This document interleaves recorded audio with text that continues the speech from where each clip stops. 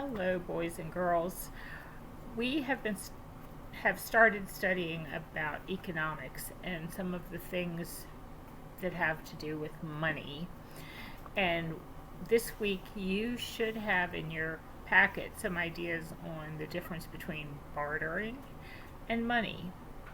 Bartering is when you give somebody something other than money in return for something they give you back. So you might barter with your friends at lunch and say, I'll give you this apple if you'll give me your chips. Or a long time ago, they used to always use bartering. And so the book I'm going to read you today is called A New Coat for Anna. And it's written by Harriet Seifert and it's illustrated by Anita Lobel. And I want you to think while I'm reading about the different kinds of bartering that they do to get Anna a new coat. Okay, so think about what do they give in exchange for what they get. And it's about more than just getting a new coat.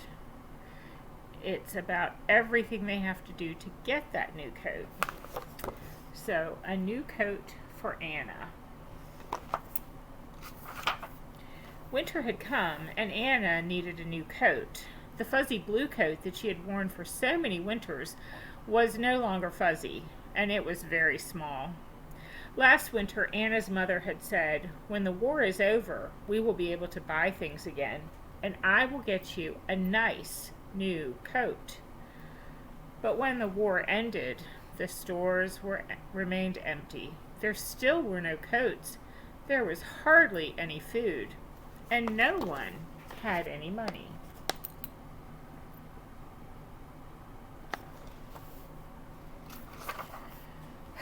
Anna's mother wondered how she could get Anna a new coat. Then she had an idea. Anna, I have no money, she said, but I still have grandfather's gold watch and some other nice things. Maybe we can use them to get what we need for a new coat. First, we need wool. Tomorrow, we will visit the farmer and see about getting some.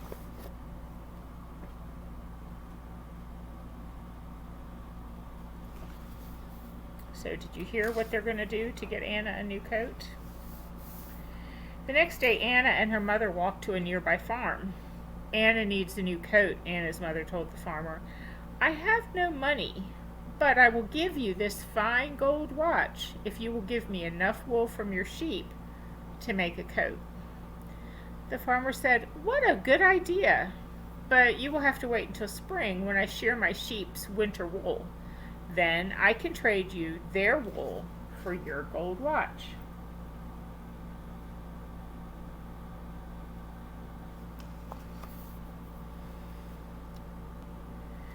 Anna waited for spring to come. Almost every Sunday, she and her mother visited the sheep. She would always ask them, is your wool growing? The sheep would always answer, bah!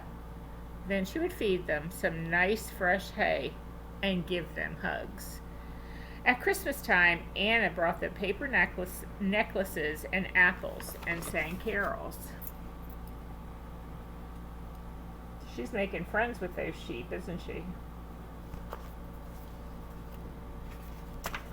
When spring came, the farmer sheared the sheep's wool. Does it hurt them? Anna asked.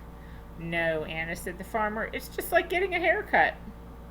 When he had enough wool to make a coat, the farmer showed Anna how to card the wool.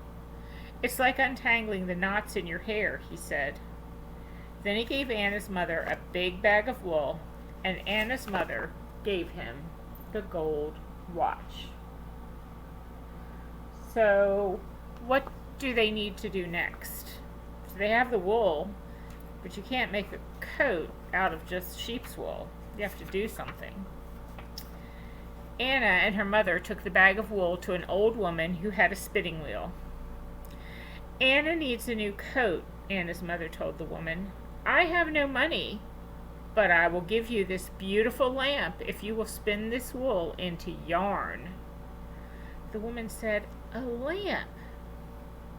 That's just what I need, but I cannot spin quickly, for I am old and my fingers are stiff. come back when the cherries are ripe, and I will have your yarn."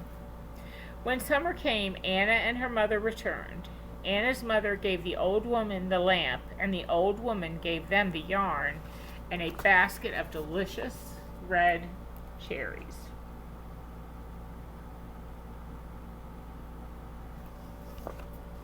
So what did she barter for that time?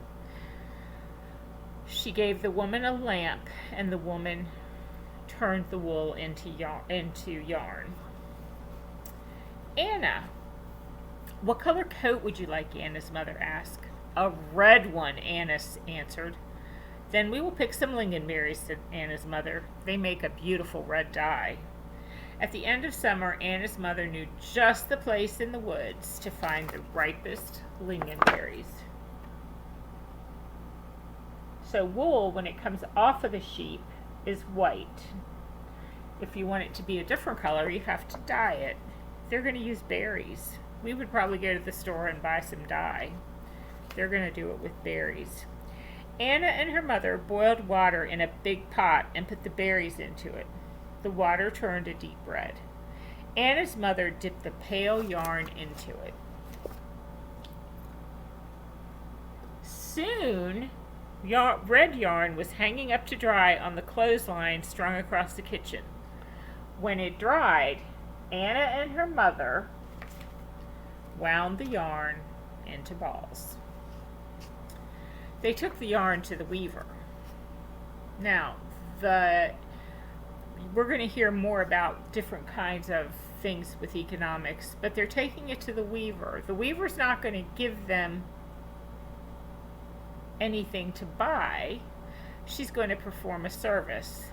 The weaver is going to weave the yarn into fabric. They took the yarn to the weaver. "Anna needs a new coat," Anna's mother said. "I have no money, but I will give you this garnet necklace if you will weave this yarn into cloth." The weaver said, "What a pretty necklace. I will be happy to weave your yarn.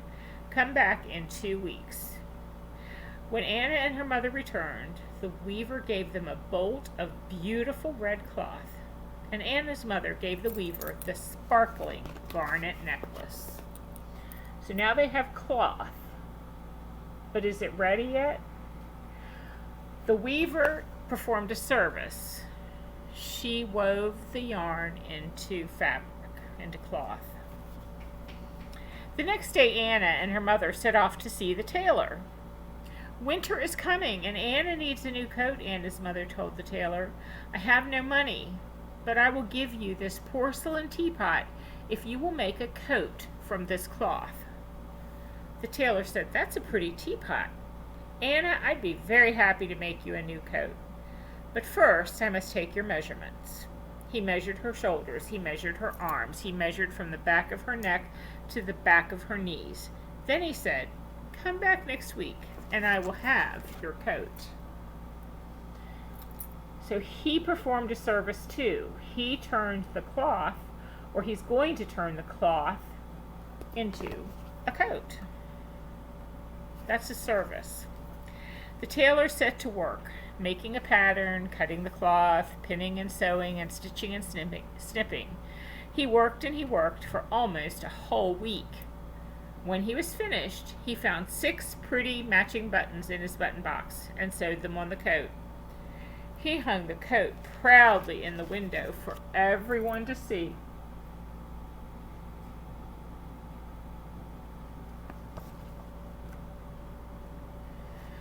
When Anna and her mother returned to the tailor's shop, Anna tried on her new coat. She twirled in front of the mirror. The coat was perfect. Anna thanked the tailor. Anna's mother thanked him too and gave him the pretty porcelain teapot. So that was bartering again. They gave the tailor the teapot in exchange for him making a coat for Anna.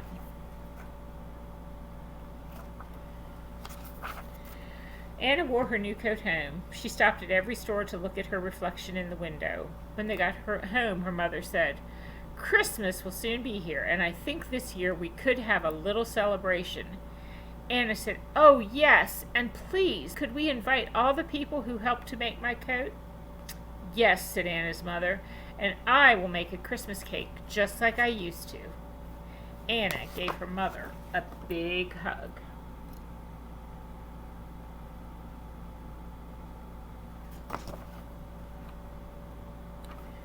On Christmas Eve, the farmer, the spinner, the weaver, and the tailor all came to Anna's house. They thought Anna looked beautiful in her new coat. The Christmas cake that Anna's mother baked was delicious. Everyone agreed that this was the best Christmas they had had in a long time.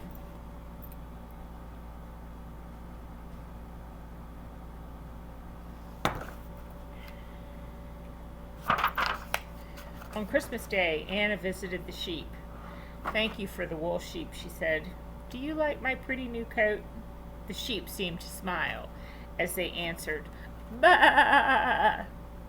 So, let's remember. They didn't have money, but they did have some things. So do you remember what they gave to the farmer for the sheep's wool? It was a gold watch, remember? So they bartered a gold watch for the wool from the sheep. That was a product. The sheep's wool is a product.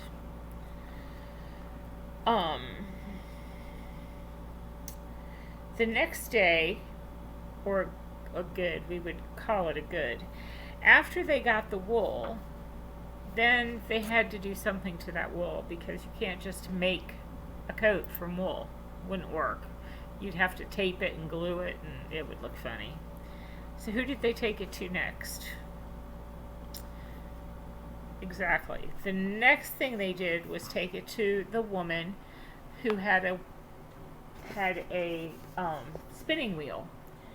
And you can see this is called a spinning wheel. And she spun the wool into yarn. And do you remember what she got for spinning the wool into yarn? Right, a lamp. And then they colored the wool themselves. They did that themselves. They colored it red. And then they took the yarn to a weaver. And you have to weave the yarn into fabric or into cloth. So they went to the fabric or to the weaver and asked her if she would trade what? Do you remember? So right, she traded making the yarn into fabric for a beautiful sparkling garnet necklace. So she got a necklace and Anna got the fabric. And then last they went to the tailor and he turned the fabric or the cloth into Anna's coat. And what did he get for doing that? He got the teapot. So that's what bartering is. It's when we trade something for something else. Not money, just something you have and you ask to trade it. That used to happen a lot before there was money. People were always trading, or when their money was low and people needed food but they didn't have any money, they could trade a good, something else that they had, like the teapot or the garnet necklace. Or they might have said, you know what, if you could give me a chicken, I will plant your garden for you this year. So they might have traded a service too. So that's a little bit about what we mean when we talk about bartering. Bartering is when you trade something, either a service or a good, for another product.